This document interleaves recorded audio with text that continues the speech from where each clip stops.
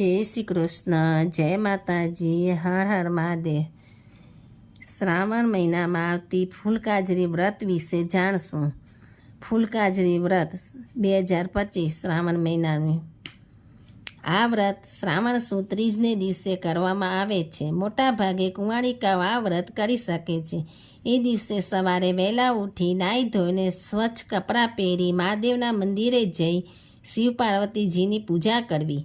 ત્યારબાદ ફરાહાર કરતાં પહેલાં ફૂલ સૂંઘવું અને ફરાહાર કરવો। આખો દિવસ ફૂલ સૂંઘાય તો વધુ સારું, નહીં તો આપણે કંઈ ખાઈએ કે પીએ એના પહેલાં ફૂલ સૂંઘીને ખાવાનું કે પીવાનું।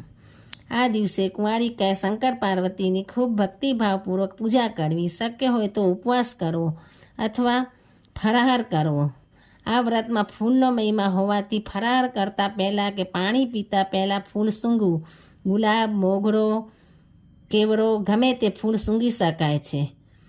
અને આપણે મહાદેવની પૂજા કરવા જઈએ ત્યારે ફૂલ લઈ આવવાનું, મહાદેવ ઉપર ચડાવેલો ફૂલ એ ફૂલ સૂંઘવાનું। સાંજે ગાયનું પૂજન કરવું તથા રાતના જાગરણ કરી ઈષ્ટદેવની સ્તુતિ ભજનો ગાવા।